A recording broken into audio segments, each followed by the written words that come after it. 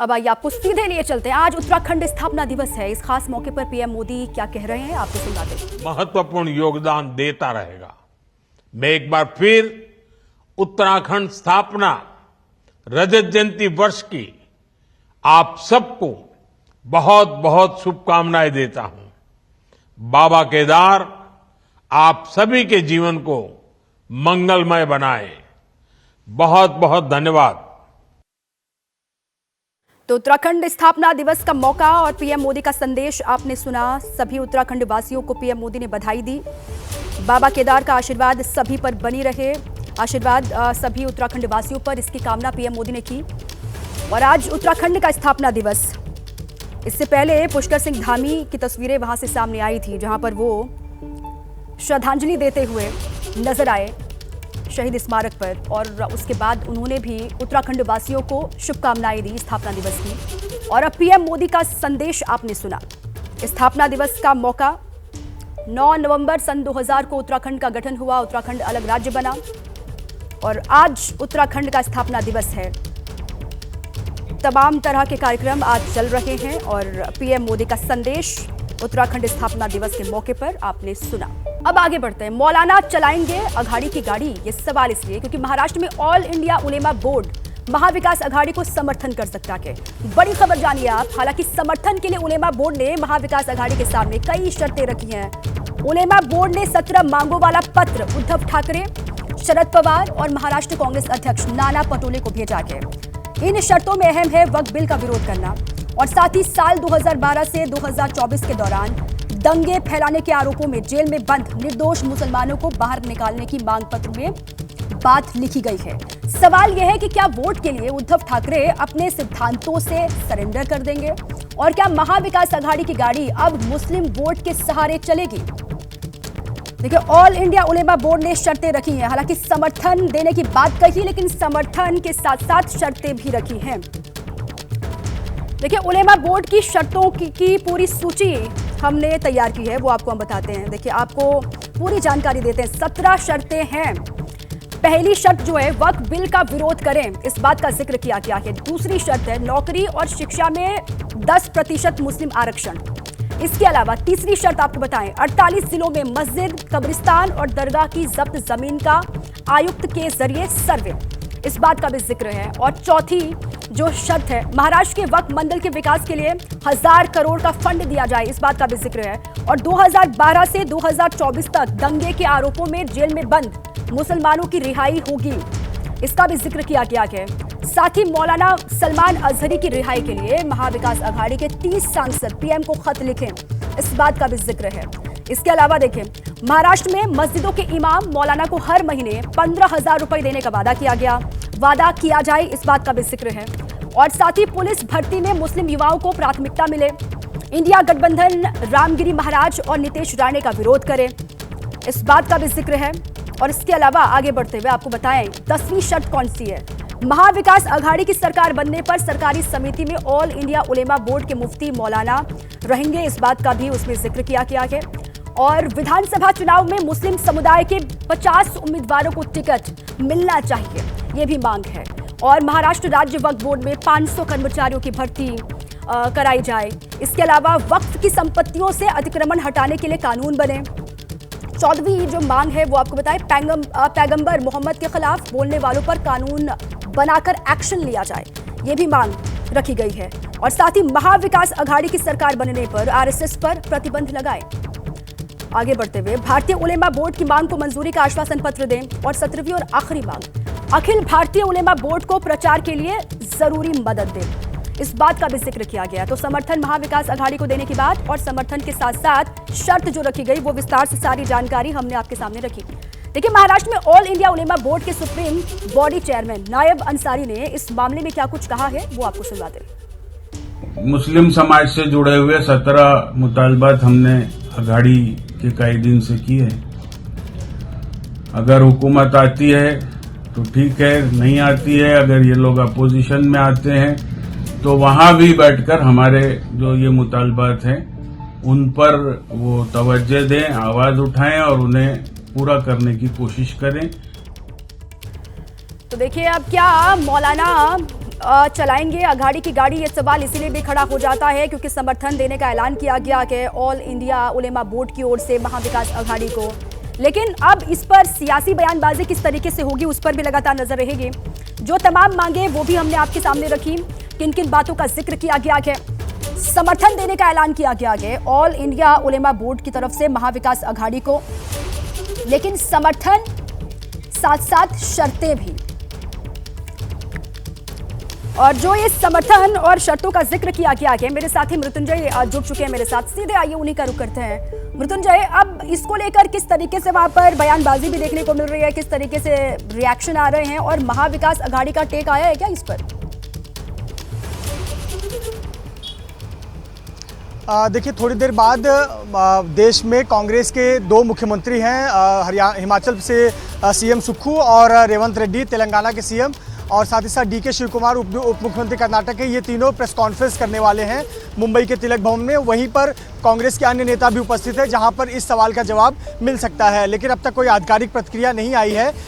लेकिन आपको बता दें कि चाहे ये उलेमा काउंसिल के मांगों की बात हो या फिर राष्ट्रीय मुस्लिम संघ ने जिस प्रकार का फतवा जारी किया है इसकी बात हो, ये पिछले कई दिनों से चुनाव प्रचार में इसका हिस्सा रहा है। इस पर जमकर राजनीति भी हो रही है। आपको बता दें कि राष्ट्रीय मुस्लिम संघ जो है वो उसकी तरफ से कई एनजीओस द्वारा पत्र जाहिर किए गए हैं जिसमें लिखा गया है कि किस प्रकार से एमवीए को वोट देना है। लोगों के लिए जानकारी के लिए ये पत्र जाहिर किए गए हैं और एमवीए को वोट देने की बात खुले तौर पर की गई है। और रही बात उलेमा काउंसिल की, जैसा आपने जिक्र किया, कई मुद्दों का इसमें बातें कही गई हैं, आरक्षण की बात कही गई है, उलेमा काउंसिल की बात कही गई है, मुस्लिम प्रतिनिधि की बात की गई है। तो कहीं ना कहीं एमवीए जो है वो मुसलमानों का वोट चाहती है, लेकिन अब देखना होगा कि क्या खुलेआम इस प्रकार से समर्थन हासिल करके मुसलमानों का वोट चाहेगी। और कहीं ना कहीं इस चुनाव में ये मुद्दा काफ़ी तेज बढ़ता जा रहा है। एक तरफ हमने देखा कि पूरे मुंबई में बटेंगे तो कटेंगे के पोस्टर लगे, एक है तो सेफ है, इस प्रकार के नारे बड़े नेता दे रहे हैं। वहीं दूसरी तरफ जो मुस्लिम संगठन है, मुस्लिम एनजीओ हैं, वो एमवीए के लिए तरफदारी कर रहे हैं, उनके वोट देने की अपील कर रहे हैं। तो कहीं ना कहीं चाहे ध्रुवीकरण हो चाहे तुष्टीकरण हो, इस चुनाव प्रचार के माध्यम से देखने को मिल रहा है। राजनीति भी जमकर हो रही है, दोनों ही पक्ष इस प्रकार के अपने अपने रोटी सेकने में लगे हुए हैं। जी बिल्कुल बिल्कुल मृत्युंजय, और देखिए इस पर अब किस तरीके से रिएक्शन आता है महाविकास अघाड़ी की ओर से, इस पर भी लगातार नजर रहेगी। लेकिन अब महायुति भी इस पर तंज जरूर कसेगा, क्योंकि ये सीधे सीधे कहा जाएगा, हमेशा से ही ये आरोप महायुति की ओर से लगाया जाता रहा है कि विशेष समुदाय का समर्थन पाने के लिए जिस तरीके से ध्रुवीकरण की राजनीति करती है महाविकास अघाड़ी, अब जिस तरीके से उलेमा बोर्ड की ओर से समर्थन और साथ साथ शर्तें जो रखी गई है महाविकास अघाड़ी के लिए, अब इस पर महायुति की ओर से जो रिएक्शन आएगा उसमें भी तंज कसा जाएगा, जाहिर सी बात है मृत्युंजय। निश्चित तौर पर इस प्रकार के राजनीति जिस प्रकार से हो रही है, कहीं ना कहीं दोनों ही पक्षों के, दोनों ही गठबंधन से ये बातें निकल कर आएंगी। मैं आपका ध्यान ले जाना चाहूँगा, लोकसभा चुनाव के परिणामों के बाद जिस प्रकार से महाराष्ट्र की राजनीति गई थी, तब आरोप लगा था वोट जिहाद का। खुद बड़े नेताओं ने प्रेस कॉन्फ्रेंस लेकर कहा था कि किस प्रकार से कई सीटों पर एनडीए को हार का सामना करना पड़ा, क्योंकि वहाँ पर वोट जिहाद देखने को मिला। यानी सरल शब्दों में कहें तो माइनॉरिटी मुस्लिम अल्पसंख्यकों का वोट एक तरफा कांग्रेस और गठबंधन दल को गया था, और कहीं ना कहीं वो विधानसभा चुनाव में भी देखने को मिल रहा है। तो एक तरफ जो माइनॉरिटी वोट्स हैं, अल्पसंख्यकों के वोट हैं, वो एमवीए को मिले, इसके लिए एमवीए पूरा प्रयास कर रही है। वहीं दूसरी तरफ अब इसका फायदा उलेमा काउंसिल उठाए कि अगर एमवीए को मुसलमानों का वोट चाहिए तो मुसलमानों के हक में जो बातें हैं उसको लेकर खुलेआम एमवीए के नेता बोलना शुरू करें और ये जो इनकी मांगे हैं उस मांगों पर अमल करें। इसीलिए हम देख रहे हैं कि उलेमा काउंसिल ने लिखित तौर पर ये जो 18 बिंदु हैं ये जनता के बीच में और बड़े नेताओं को पत्र लिखकर घोषित किया है, मीडिया को भी ये पत्र जाहिर किया है और कहा है कि हमारी ये मांगों को पूरा करें तो हम एमवीए को समर्थन करेंगे। लेकिन एमवीए को पता है कि कहीं ना कहीं जो लोकसभा चुनाव में हुआ उसी प्रकार की तस्वीर विधानसभा में बनती दिख रही है। जो अल्पसंख्यक वोट हैं वो एक बार फिर से एमवीए की तरफ शिफ्ट होते नजर आ रहे हैं। तो ऐसे पर कुछ बयानबाजी करके एमवीए में नहीं फंसना चाहेगी। हालांकि बहुत सेफ लाइन खेलते हुए एमवीए जरूर चाहेगी कि जो अल्पसंख्यकों का एक मुश्त वोट है जिस प्रकार लोकसभा चुनाव में मिला था, बिल्कुल वो महाविकास अघाड़ी को मिले, ये कोशिश होगी एमवीए की ओर से जो की जाती हुई दिखाई भी देगी। मौलवी उस्मान रहमान शेख हमारे साथ जुड़ चुके हैं, महाराष्ट्र प्रदेश अध्यक्ष ऑल इंडिया उलेमा बोर्ड के हैं। सर बहुत स्वागत है आपका एबीपी न्यूज पर। और सबसे पहले तो आप बताइए जरा, जो ये समर्थन की बात आपकी ओर से की गई है महाविकास अघाड़ी को, समर्थन और साथ साथ शर्तें भी आप लोगों ने रखी है।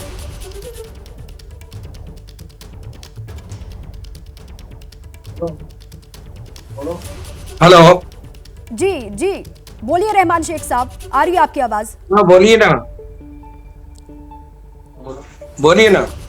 ये जो समर्थन देने की बात आपने कही है महाविकास अघाड़ी को, और साथ में शर्तें भी आप लोगों ने रखी हैं, आपकी बात हो गई महाविकास अघाड़ी के बड़े नेताओं से? उन्होंने क्या कहा है आपसे? देखिए, ऑल इंडिया उलमा board Maharashtra supreme body chairman नायब अंसारी और मोहम्मद शाहबुद्दीन सौदागर मौलवी उस्मान रहमान शेख महाराष्ट्र सदर 2 महीने पहले ये फैसला लिया गया था कि मुसलमानों की जो मांगनी है अगर वो महाविकास अघाड़ी मंजूर करती है तो ऑल इंडिया उलमा बोर्ड उनके पाठुंबे के देने के लिए तैयार है। अच्छा, आपकी बात हुई है किसी से रहमान शेख साहब? मौलवी उस्मान शेख।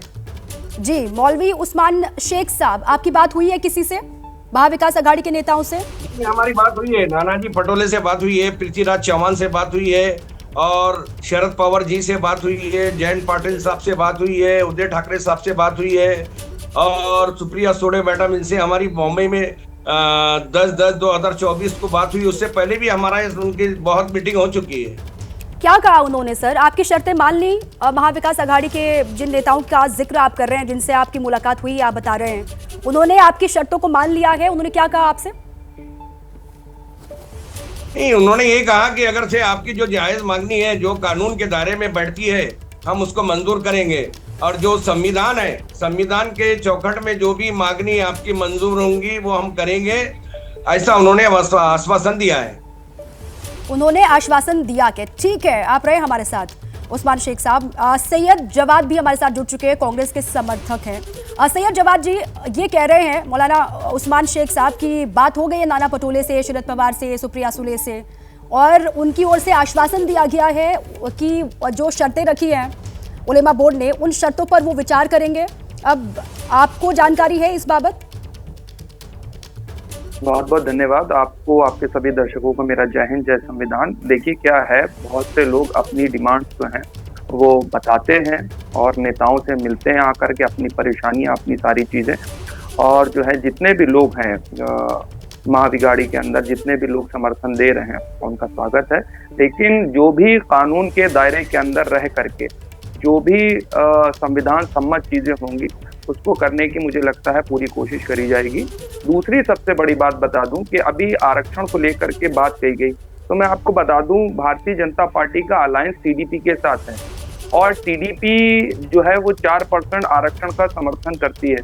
तो भारतीय जनता पार्टी के लोग जो हैं वो आज खामोश रहते हैं, इस मौजू पर बोलते नहीं हैं और अपनी आवाज़ भी नहीं उठाना चाहते। उन्होंने बाकायदा इस मैनिफेस्टो में कुछ चीजें मुझे ऐसी लगी हैं, कुछ बातें ऐसी लगी हैं जो टीडीपी के मैनिफेस्टो से बहुत ज्यादा मिलती जुलती। चाहे आप देख लीजिए वक्फ बोर्ड की जमीनों के मुद्दे को लेकर के देख लीजिए कि टीडीपी का क्या स्टैंड है, और उसके बावजूद आप देख लीजिए मस्जिद हो गए, मदरसे हो गए, उसके बाद आप देख लीजिए जितने भी और इंस्टीट्यूशन हैं उनके संरक्षण की बात हो गई, उनको फंड देने की बात हो गई, ये तमाम चीजें हैं। और उसके बाद आपको बता दूं कि मुसलमानों के आरक्षण की बात तो अजीत दादा पवार भी कर चुके हैं, वो आज भी अलायंस का हिस्सा हैं। ये सवाल भारतीय जनता पार्टी से भी पूछा जाना चाहिए, उनका स्टैंड क्या रहता है। आप एलिगेशन जो है महाविकास अघाड़ी और इंडिया अलायंस और कांग्रेस के ऊपर लगा देते हैं, लेकिन ये सवाल तो पूछने की जरूरत वहां पर भी है ना कि आपका क्या स्टैंड है इसके ऊपर।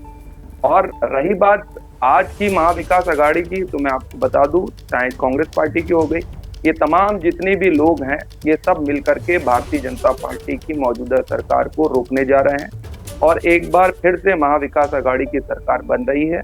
महाराष्ट्र के अंदर लोगों का जन समर्थन है, लोगों की भावनाओं का सम्मान है और ये भविष्य में देखा जाएगा कि संविधान सम्मत क्या हो सकता है और कितनी डिमांड जो है वो जायज है, उसको जो है कोशिश करी जाएगी।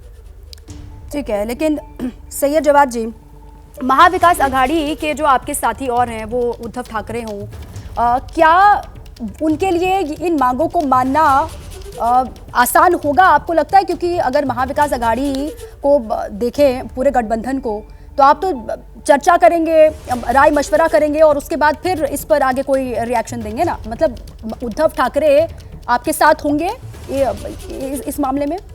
देखिए महाविकास अघाड़ी अभी जो मौजूदा उसकी स्थिति है कि उसका जो मकसद है वो मौजूदा सरकार को रोकना है। जो करप्शन इस वक्त आप देखेंगे महाराष्ट्र के अंदर हो गया है, जो करप्शन जो है लगातार बढ़ रहा है, और खास तौर से महाराष्ट्र के संदर्भ में बताएं, जो लगातार महाराष्ट्र के ऊपर कर्ज बढ़ रहा है, महाराष्ट्र के लोगों की समस्याएं जो बढ़ रही हैं उसको हम लोग सुलझाने की कोशिश कर रहे हैं। और जो अभी तो बाद में डिसाइड होता है कि क्या किसको क्या मिलेगा, और वो सब लोग मिल करके साझे तौर पे डिसाइड करेंगे कि हमें जन कल्याण कार्यों के लिए संविधान सम्मत क्या लोगों के लिए काम करना है, वो बाद में डिसाइड होगा। पहला मकसद ये है कि भारतीय जनता पार्टी की अलायंस की सरकार को रोकना है, उनको हराना है।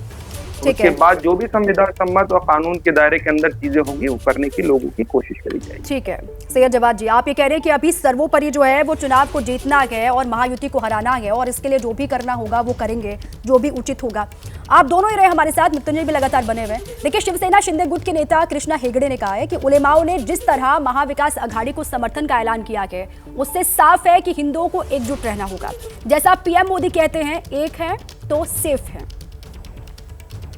Tata institute of social sciences ने जो रिसर्च पेपर दिया है वो चौंकाने वाली बात है और बहुत एक गंभीर बात है, क्योंकि ऐसे अगर आंकड़े मुसलमानों के बढ़ते रहे, आज आपने देखा है कि जो ऑल इंडिया उलेमा बोर्ड है उन्होंने महाविकास आघाड़ी को उनके समर्थन के लिए एक फतवा जाहिर कर दिया है। और यही नहीं, जब हिंदुओं की संख्या घटती है तो ये भी एक चिंता की बात है। मुझे लगता है कि हिंदुओं को एकजुट होना चाहिए, जिससे हमारे सम्मान्य प्रधानमंत्री जी ने कहा।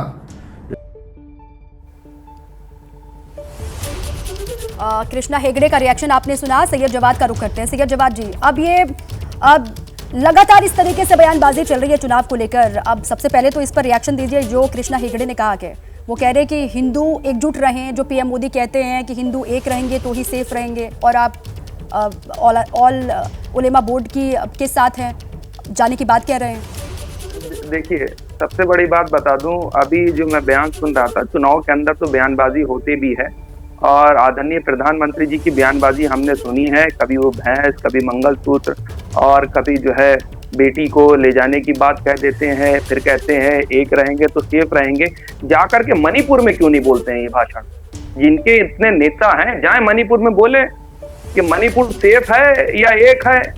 मणिपुर के अंदर जो स्थिति बनी हुई है, आज भी घटनाएं हो रही हैं, वहां जाकर के इनकी जबान पे लकवा मार जाता है क्या?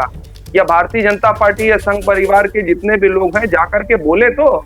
मणिपुर के अंदर डबल इंजन की सरकार है, उस पे वहां पे खामोशी इख्तियार कर लेते हैं, वहां जाकर के नहीं बोला जाता। और लगातार मणिपुर की स्थिति जो है बड़ी गंभीर बनी हुई है। यहाँ पर चुनावी भाषणबाजी करना, बयानबाजी करना, ये तो हम जानते हैं, लेकिन भारतीय जनता पार्टी को आपको बता दूं, दो जगह बड़ा डेंट लगा था 2024 इलेक्शन में। एक थी उत्तर प्रदेश, दूसरा था महाराष्ट्र। उस सदमे से आज तक वो बाहर नहीं निकल पाए हैं। जो वोट बैंक हिस्सा है भारतीय जनता पार्टी का, वो महाराष्ट्र के अंदर और खास तौर से उत्तर प्रदेश में है। वो अभी तक उसको डायलूट ही नहीं कर पा रहे कि सदमे अब राजनीतिक पार्टियों के लिए सैयद जवाद जी, सबसे पहले प्राथमिकता तो यही होती है ना कि चुनाव जीते हैं। जिस बात का जिक्र आप भी कर रहे थे कि अभी तो इस वक्त सिर्फ और सिर्फ एक मकसद है कि महाराष्ट्र में चुनाव किस तरीके से जीता जाए, महायुति को किस तरीके से हराना है, और चुनाव जीतने के लिए जो भी करना होगा वो करेंगे, उचित जो भी होगा। इस बात का जिक्र तो आप भी कर रहे थे, क्यों नहीं फिर वो भी यही कहेंगे। मौलाना उस्मान शेख साहब भी लगातार बने हैं हमारे साथ। उस्मान जी, आप जरा ये बताएं कि इन मांगों पर जो मांगे आपने रखी हैं वो आपको लगता है कि वाजिब है? जो 17 मांगे आपने रखी हैं वो वाजिब मांगे हैं, आपको लगता है? मानना आसान है? देखिए, जो भी मांगे हमने रखी है, तो नाना पटोले, शरद पवार जी, उदय ठाकरे साहब ने यही कहा कि संविधान के दायरे में जो भी मांगनी आपकी मंजूर होंगी वो संविधान के दायरे के हिसाब से होंगी। और नया सवाल कि पिछली सरकारें जो आई उसमें मुसलमानों के हुजूर पाक सल्लल्लाहु अलैहि वसल्लम की शान में गुस्ताखी की गई, और मुसलमानों के पूरे दुनिया के और पूरे इंडिया के मुसलमानों के पैगंबर हमारे हुजूर पाक सल्लल्लाहु अलैहि वसल्लम की शान में गुस्ताखी की गई। और ये सब सारी बातें पिछली सरकार देखती रही, ना उन लोगों पे कोई एक्शन लिया जिन्होंने ये भड़काऊ भाषण दिया था। महाविकास अघाड़ी की ओर से कब तक इस पर रिएक्शन आता है और कब ये कहा जाता है कि वो आपके साथ हैं या फिर वो आपको अपने साथ ले रहे हैं, इस पर लगातार रहेगी नजर। बहरहाल बहुत बहुत शुक्रिया आप सभी काम से जुड़ने के लिए भी और चर्चा का हिस्सा बनने के लिए भी। झारखंड में 13 नवंबर को पहले फेज के मतदान से पहले सीएम सोरेन के निजी सलाहकार के खिलाफ आयकर विभाग की कार्रवाई चल रही है। आयकर विभाग झारखंड में 9 जगहों पर सीएम के निजी सलाहकार सुनील श्रीवास्तव के ठिकानों पर छापेमारी कर रही है। सुनील श्रीवास्तव समेत कुछ अन्य लोगों के ठिकानों पर भी रेड जारी है। आयकर विभाग के सूत्रों के मुताबिक टैक्स में गड़बड़ी को लेकर ये कार्रवाई यहां चल रही है। 9 जगहों पर आयकर विभाग का छापा। झारखंड में चुनाव होने हैं, चुनावी सरगर्मी, और इस बीच में ये बड़ी जानकारी आयकर विभाग के एक्शन से जुड़ी हुई। कहा यह जा रहा है कि यहां पर सीएम हेमंत सोरेन के निजी सलाहकार के खिलाफ आयकर विभाग की कार्रवाई लगातार चल रही है। और हमारे संवाददाता चंदन सिन्हा की एक रिपोर्ट इसी पर आपको दिखाते हैं। झारखंड में एक बार फिर से आयकर विभाग की टीम ने अपनी दबिश कायम की है। झारखंड के जमशेदपुर और रांची में आयकर विभाग की टीम सुबह 6 बजे से छापेमारी कर रही है। हमारे पीछे जो आप ये सोसाइटी देख रहे हैं, यह रामदेव विहार सोसाइटी के नाम से जाना जाता है, जहां मुख्यमंत्री के जो निजी सचिव हैं सुनील श्रीवास्तव, उनका मकान बताया जा रहा है। फिलहाल पुलिस बल जो है पूरी तरह से तैनात कर दी गई है और मीडिया को अंदर जाने की अनुमति नहीं दी गई है। फिलहाल जो आयकर विभाग की टीम है वो अंदर छापेमारी कर रही है, और क्या जानकारी अंदर से बाहर आई है इसकी अभी तक कोई जानकारी नहीं दी गई है। फिलहाल ये जो छापेमारी है वो शाम करीब देर शाम तक चलेगी, और उसके बाद ही जो जानकारी होगी वो हम तक पहुंच पाएगी। देखिए, झारखंड में आयकर विभाग की छापेमारी पर सियासत भी गर्म है। बीजेपी जहां छापे को चुनाव से नहीं जोड़ने का दावा कर रही है, तो वहीं दूसरी ओर कांग्रेस और झारखंड मुक्ति मोर्चा कार्रवाई को बीजेपी की बौखलाहट और सत्ता का गलत इस्तेमाल करार दे रही है।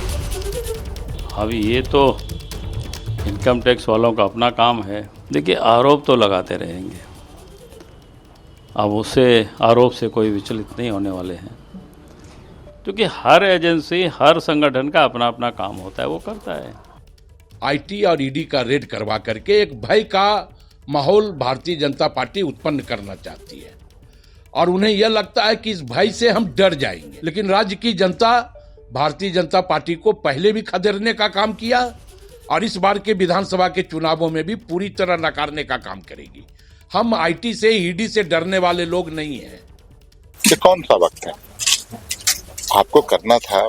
अब मात्र 1 सप्ताह 10 दिन का चुनाव प्रक्रिया बचा है, और जिनके यहाँ भी छापेमारी की जा रही है उनकी सहभागिता है, चुनाव प्रबंधन में है, और उस समय उनको इस तरह की उनके साथ परेशानी पैदा करना कहीं न कहीं केंद्रीय एजेंसियों को कटघरे में खड़ा करते हैं। तो क्यों ऐसा काम करते हैं? किसके इशारे पर करते हैं? गठबंधन और उसके नेता हेमंत सोरेन बहुत बड़े राजनीतिक कद, आज यहाँ किसी का कुछ नहीं चल रहा है।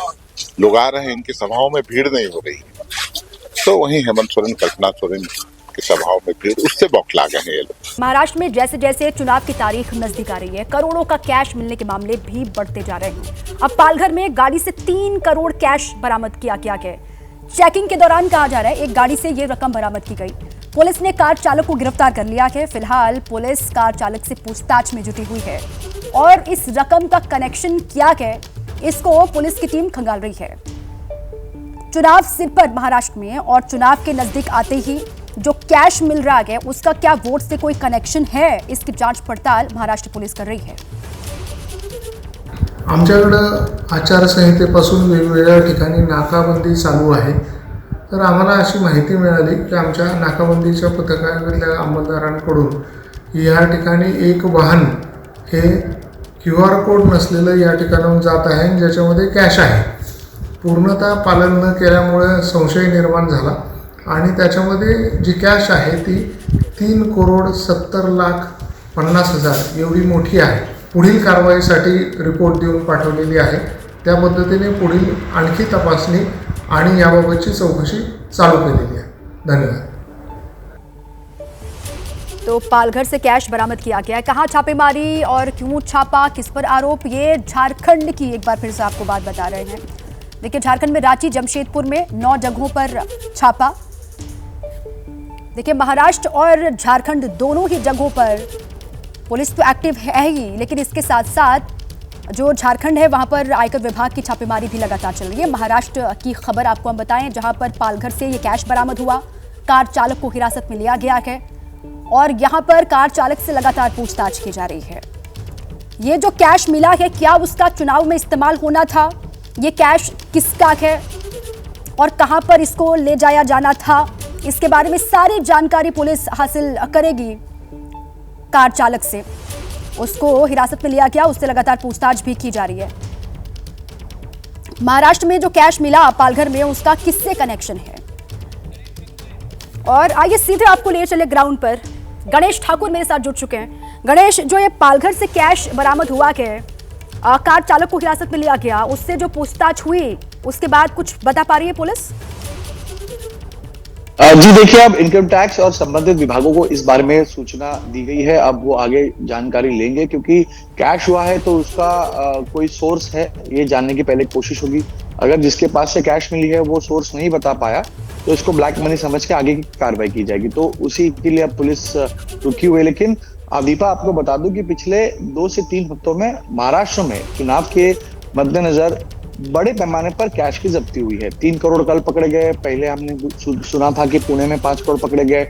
अब तक जो आंकड़े हमारे पास आए उसके मुताबिक कुल मिलाकर 280 करोड़ रुपए के कैश, जेवरात और लिकर, ड्रग्स, ये पूरे जब्ती की गई है फ्लाइंग स्क्वाड की तरफ से, इलेक्शन कमीशन के, मुंबई पुलिस और अलग एजेंसीज की तरफ से। अब 280 करोड़ में से करीब 75 करोड़ रुपए कैश बरामद किए गए हैं और इस 75 करोड़ में से 48 करोड़ रुपए MMR रीजन यानी मुंबई, ठाणा, नवी मुंबई, पालघर, इन जगहों पे पकड़ा गया है। 90 करोड़ रुपए के जेवरात, मेटल्स, सोना, चांदी मिले हैं। इसके अलावा करीब 50-60 करोड़ तक के लिकर और अन्य जो ड्रग्स या दूसरी चीजें हैं वो पकड़ी गई है। तो कहीं ना कहीं फ्लाइंग स्क्वाड और इलेक्शन कमीशन ये मान रहा है कि सभी तरीके से वोटर्स तक पहुंचने की कोशिश इसके जरिए हो रही है क्या, ये जांच का विषय है। लेकिन कैश जो बरामद हुआ है उस कैश की कुल कीमत अब तक 75-80 करोड़ तक पहुंची है और उसकी अकाउंटेबिलिटी क्या है ये जानने की कोशिश चल रही है। 5 करोड़ रुपए जो पुणे में पकड़े गए थे वहां पर पॉलिटिकल कनेक्शन भी सामने आया था। तो अन्य जगहों पर क्या कनेक्शन सामने आया है ये देखा जा रहा है और आयकर विभाग की इसमें मदद ली जा रही है। अलग अलग जगहों से जो कैश की बरामदगी हुई है उसका कनेक्शन किससे है, इस पर लगातार जांच पड़ताल की जा रही है। आप बने रहे मेरे साथ गणेश ठाकुर, आपका रुख करूंगी दोबारा। इसी बीच एक और बड़ी खबर है, बीजेपी नेता किरीट सोमैया का एक्स पर पोस्ट और उसमें दावा किया गया है। मुंबई में उन्होंने कहा है कि बांग्लादेशियों और रोहिंग्या की जनसंख्या बढ़ी है और साथ ही उन्होंने ये भी कहा कि मुंबई में बड़ी संख्या में बांग्लादेश और रोहिंग्या प्रवासी। 2051 तक हिंदू आबादी घटकर 54% रह जाएगी। ये उनका एक्स पर पोस्ट और इसमें जो दावा किया गया है वो आपको हम दिखा रहे हैं। बीजेपी के नेता हैं किरीट सोमैया, उन्होंने एक्स पर पोस्ट किया है, उसमें दावा किया। उन्होंने कहा कि मुंबई में बांग्लादेशियों और रोहिंग्या की जनसंख्या बढ़ी है और वो कह रहे हैं कि 2051 तक हिंदू आबादी घटकर 54% रह जाएगी। प्रधानमंत्री नरेंद्र मोदी जी कहते हैं एक है तो सेफ है। जो Tata institute of social science का ये जो रिपोर्ट है वो कह रहा है कि मुंबई में 2051 तक हिंदू आबादी सिर्फ 54% रह जाएगी। आज भी मुंबई में गोवंडी, मानपुर, मुंबादेवी, नयानगर, मुंब्रा, भिवंडी, आज भी वहां पर सिर्फ बांग्लादेशी मुस्लिम और रोहिंग्या मुस्लिम दिखाई दे रहे हैं। इसलिए राहुल गांधी कहते हैं वोट जिहाद और योगी जी कहते हैं बटेंगे तो कटेंगे। अब आइए सीधे गणेश ठाकुर का रुख करते हैं, मेरे साथ ही बने हुए हैं मेरे साथ। गणेश, ये जो दावा कर रहे हैं किरीट सोमैया, ये इसका कोई आधार है या फिर बस हवा में तीर मारने की कोशिश है चुनाव के मद्देनजर? नहीं दीपा, इसका आधार है Tata institute of social science की एक रिपोर्ट, जो रिपोर्ट वहाँ के टीम ने बनाई है, जिसमें ये साफ कहा गया है कि पिछले कुछ सालों में जो माइनॉरिटी बेल्ट हैं मुंबई के, जैसे नाम किरीट सोमैया ने बाइट में भी लिया, कुर्ला, मानपुर, गोवंडी, जहाँ पर माइनॉरिटी कम्युनिटी बहुत ज़्यादा है और वहाँ झुग्गी झोपड़ियाँ बहुत ज़्यादा हैं, तो वहाँ पर बड़ी संख्या में बांग्लादेशी रोहिंग्यास आए हैं, जो शरणार्थी होते हैं वो आए हैं और ये रिपोर्ट का आधार है वहाँ का सर्वे। इस रिसर्च में वहाँ के सैंपल साइज लिए गए और वहाँ पर जो लोग अभी रह रहे हैं उनको पूछा गया कि वो कहाँ से आए हैं, तो उसी को कनेक्ट करते हुए रिपोर्ट दी गई है।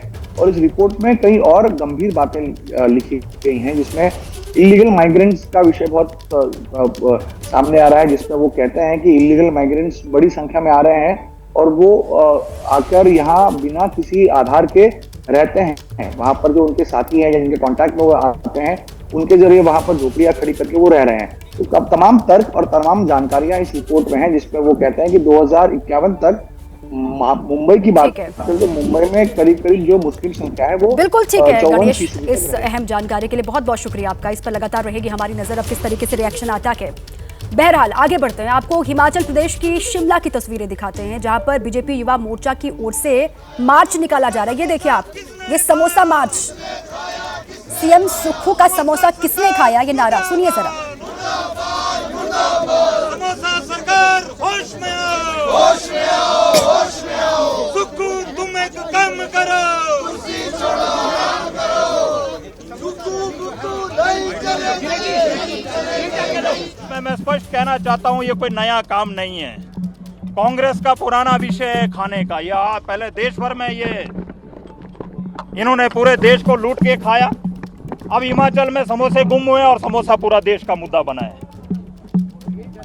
मैं प्रदेश के मुख्यमंत्री सुखविंदर सुक्खू जी को कहना चाहता हूं कि आप सीआईडी से जांच करिए प्रदेश में बढ़ रहे नशे के प्रति। मैं नशे के विषय को स्पष्ट रूप से कहना चाहता हूं। प्रदेश के 204 स्कूलों में जब सर्वे कराए और उसमें लगभग 7000 विद्यार्थियों के सर्वे सामने आए तो 9.2% जो है वो चिट्टे की इंजेक्शन लेते हुए विद्यार्थी उसमें उनके आंकड़े वो ध्यान आए हैं। और साथ ही लगभग 15 से 30 वर्ष की आयु के युवा लोग जो लगभग 1170 युवाओं में लगभग नशा मुक्ति केंद्रों में हम अगर उस आंकड़े को देखेंगे तो लगभग 35% युवा आज जो उसमें से चिट्टे की लत के आदी हो चुके हैं। अब इसकी जांच कराइए पड़ोसी राज्यों से जो नशे की तस्करी प्रदेश में हो रही है, वो कौन लोग हैं, उनकी सीआईडी जांच करिए आप। और प्रदेश में हो रहे हैं अनेकों प्रकार के मर्डर, हत्याएं जो यहां हम देख रहे थे। हाल में ही हमारे यहाँ माल रोड पर कंट्रोल रूम के सामने एक मर्डर हो जाता है, उसकी सीआईडी जांच करिए आप। प्रदेश में हत्याएं हो रही हैं, मर्डर हो रहे हैं, नशे की खेप बढ़ रही है। और मैं कहना चाहता हूं, ये हिमाचल है सत्यम शिवम सुंदरम के आधार पर पूरे देश के लोग, पूरी दुनिया हिमाचल को बहुत सुंदर तरीके से देखती है। भोले भाले लोग रहते हैं। आप कानून व्यवस्था को दुरुस्त करिए, मात्र अपने व्यक्तिगत हितों की जांच सीआईडी से ना कराइए। और बाकी प्रदेश के युवाओं को ठगने का काम प्रदेश सरकार ने किया ही है। इन्होंने कहा था पहली कैबिनेट में 5 लाख नौकरियां देंगे युवा। और इसी पर संवाददाता पराक्रम सिंह मेरे साथ जुड़ चुके हैं और जानकारियों के साथ। पराक्रम, ये भी अपने आप में एक विडंबना की तमाम मुद्दों से परे अब हिमाचल में जो सियासत है वो समोसे पर आकर के अटक गई है। क्या और डिटेल्स है आपके पास? बिल्कुल बिल्कुल, ये पूरे देश में आज जो है हिमाचल प्रदेश का समोसों को लेकर जो है चर्चा छिड़ रही है।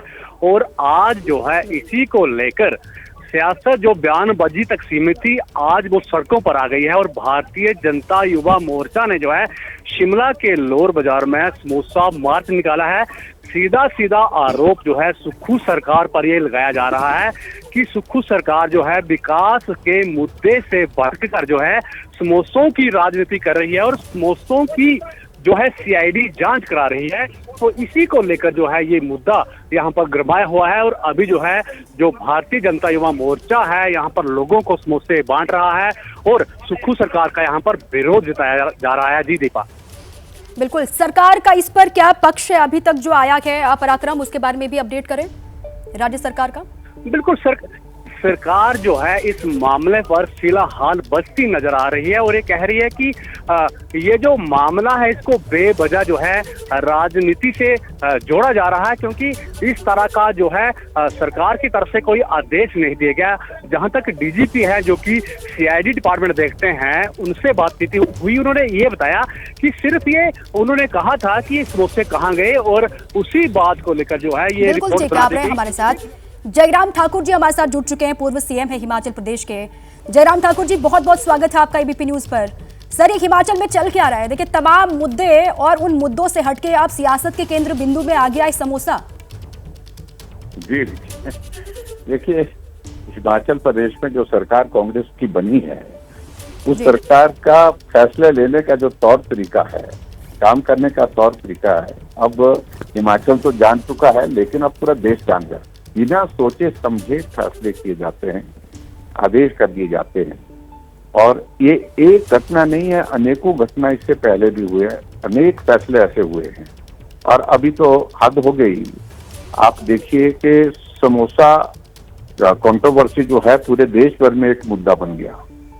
और विषय ये है कि भाई क्या सरकार के पास यही काम रह गया कि वो समोसे के ना पहुंचने पर, जहां उनको पहुंचना था, जिनके पास पहुंचना था वहां नहीं पहुंचा, इस पर सीआईडी की इंक्वायरी होनी चाहिए। या प्रदेश के जो दूसरे मसले हैं, जो महत्वपूर्ण मुद्दे हैं, उन मुद्दों पर काम करें। सरकार तमाशा बन गई हिमाचल प्रदेश में, ये सचमुच में बहुत दुर्भाग्य है। आप अंदाजा लगाइए, टॉयलेट टैक्स से आप देखिए, टॉयलेट टैक्स की शुरुआत की और फिर बाद में जब शोर पड़ा तो कहा कि नहीं हम ऐसा नहीं कर रहे हैं। और उसके बाद और बहुत सारी चीजें हिमाचल प्रदेश में ऐसी हुई। आज स्थिति हिमाचल की ऐसी है कि कर्मचारियों को सैलरी नहीं मिल पा रही है, पेंशनर को पेंशन नहीं मिल पा रही है, लेकिन समोसा 5 स्टार होटल से आ रहा है। ठीक है, शुक्रिया आपका जयराम ठाकुर जी हमसे बातचीत करने के लिए, बहुत शुक्रिया। इस पूरे ही मामले को लेकर अब राज्य सरकार पर बीजेपी हमलावर है और जयराम ठाकुर को भी आपने सुना, उन्होंने एक्सक्लूसिव एबीपी न्यूज से बातचीत की। और इस वक्त बड़ी खबर पाकिस्तान से। पाकिस्तान के क्वेटा में जबरदस्त धमाका हुआ है और धमाके में मरने वालों की संख्या 21 हो गई है। धमाके में कहा जा रहा है 30 लोग घायल हुए हैं और क्वेटा रेलवे स्टेशन के प्लेटफॉर्म पर यह धमाका हुआ। अब कहा यह जा रहा है भीड़ ज्यादा होने की वजह से मरने वालों की संख्या और बढ़ सकती है।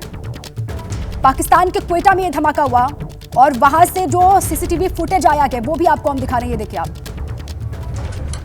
रेलवे स्टेशन के अंदर जोरदार धमाका जिसमें 21 लोगों की मौत हुई है, 30 से ज्यादा लोग घायल बताए जा रहे हैं। बहुत बड़ी संख्या में रेलवे स्टेशन पर लोग मौजूद थे जिस वक्त ये धमाका हुआ। और अब वहां की पुलिस की ओर से अभी तक ये कहा गया है कि ये आत्मघाती हमले जैसा लग रहा है। लोगों की भारी भीड़, पाकिस्तान के क्वेटा रेलवे स्टेशन पर यह धमाका हुआ और वहां का जो फुटेज है वो भी आपको हम दिखा रहे हैं। जिस वक्त ये धमाका हुआ है उसी वक्त का ये फुटेज, ये देखिए आप, एक धमाके की तस्वीर और धमाके के बाद वहां किस तरीके का मंजर था, ये दूसरी तस्वीर आप देख रहे हैं। जोरदार ये धमाका हुआ, 21 लोगों की मौत हुई है, 30 से ज्यादा लोग घायल बताए जा रहे हैं। जिस तरीके से लोगों की भीड़ यहां पर दिखाई दे रही है, मरने वालों की संख्या बढ़ सकती है। क्वेटा रेलवे स्टेशन के प्लेटफॉर्म पर यह धमाका हुआ है। आशीष कुमार सिंह मेरे सहयोगी इसी पर और जानकारियों के साथ जुड़ चुके हैं। आशीष, ये क्या और डिटेल्स वहां से मिल रही है, कितने लोगों की जान, क्योंकि कहा यह जा रहा है कि भीड़ ज्यादा है और मरने वालों में इजाफा हो सकता है, क्या अभी और डिटेल्स आ रही है? देखिए 30 से ज्यादा लोग गंभीर रूप से घायल हैं, 21 से ज्यादा लोगों की मौत हो चुकी है। गवर्नमेंट जानकारी के मुताबिक बड़ा ये हमला किया गया है बलूच लिबरेशन आर्मी। आप जानते हैं कि बलूचिस्तान को लेकर के एक अलग वहाँ पर आंदोलन चल रहा है पाकिस्तान की हुकूमत और पाकिस्तान की सेना के खिलाफ। बलूच लिबरेशन आर्मी ने इसकी जिम्मेदारी ली है। इतना बड़ा जो हमला किया गया है क्वेटा के रेलवे स्टेशन के प्लेटफॉर्म पर, और जो अभी तक की जानकारी है उसके मुताबिक हम सीसीटीवी में भी देख सकते हैं 21 से ज्यादा लोगों की मौत हुई है, 30 से ज्यादा लोग घायल हैं। और जैसा वहां के लोकल सोर्सेज बताते हैं दीपा, उसके मुताबिक मरने वालों की संख्या और गंभीर रूप से घायल लोगों की संख्या और भी ज्यादा बढ़ सकती है। यानी ये बहुत बड़ा हमला था जिसे क्लेम किया है बलूच लिबरेशन आर्मी ने। बलूच लिबरेशन आर्मी ने इस धमाके की जिम्मेदारी ली है। शुक्रिया आपका आशीष पूरी जानकारी के लिए। मरने वालों की संख्या में और इजाफा हो सकता है जिस तरीके की भीड़ वहां पर दिखाई दी। अब आगे बढ़ते हैं। कैमूर में आरजेडी सांसद सुधाकर सिंह ने धमकी दी। बीजेपी बीएसपी के कार्यकर्ताओं को धमकी दी है। उन्होंने 300 बूथ पर लाठी डंडों से पिटाई करेंगे ये कहा है। और साथ ही 2020 के चुनाव में 3 जगहों पर हुई थी पिटाई। आरजेडी सांसद सुधाकर सिंह ने यह धमकी दी। बीजेपी और बीएसपी के कार्यकर्ताओं को उन्होंने धमकी दी है। उन्होंने कहा कि 300 बूथ पर लाठी डंडों से पिटाई करेंगे। 2020 के चुनाव में 3 जगहों पर पिटाई हुई थी। साथ ही सांसद के सामने विधायक कुछ भी नहीं होता, इस बात का जिक्र भी वो कर रहे हैं। आरजेडी के सांसद हैं सुधाकर सिंह और किस तरीके से वो धमकाते हुए दिखाई दे रहे हैं बीजेपी और बीएसपी के कार्यकर्ताओं को, उससे जुड़ी खबर। और साथ ही ये भी कहना कि सांसद के सामने विधायक कुछ नहीं होता। चुनाव केवल 1 साल के लिए है, कौन जीतेगा कौन हारेगा मैं नहीं जानता, लेकिन सुधाकर सिंह यहाँ 5 साल रहेंगे, उससे टकराना होगा, इस बात को याद रखना है। और विधायक सांसद के सामने होता कुछ नहीं, इस भी बात को याद रखें। बन जाने के बाद भी ऐसे लोगों का घुटनों पे लाना मुझे अच्छी तरह से मालूम है। पिछली बार वाली गलती नहीं करेंगे, 20 वाली गलती नहीं करेंगे। पिछली बार 20 में 3 जगह ही लाठी से पिटाए थे लोग। इस बार चुनाव में गुंडागर्दी करेंगे तो 300 बूथ पर ये पिटाएंगे लाठी से, याद रखना है। देखिए, चुनाव आते ही नेताओं के बोल बिगड़ जाते हैं। चुनाव में नेताओं की बदजुबानी का सिलसिला बिहार से लेकर महाराष्ट्र तक लगातार जारी है। महाराष्ट्र में महायुति और महाविकास अघाड़ी के नेताओं के बीच जुबानी जंग जारी है। इस कड़ी में सिंधुदुर्ग जिले के कोंकण में एक रैली को संबोधित करते हुए बीजेपी नेता नारायण राणे ने उद्धव ठाकरे को लेकर विवादित बयान दिया है। शिवसेना या पक्षाचा हा प्रमुख बाळासाहेबांचा पुत्र एका सभेला म्हणतो, काय म्हणाला, अहो सोसायटीमध्ये तुम्हाला जर परवानगी द्यायची असेल, बकरी ईदला द्यायची नसेल तर कंदीला दिवाळीची उतरवा. मला बाळासाहेब आठवले, गोळ्या घातल्या असते याला असं बोलल्यावर. खरं सांगतो.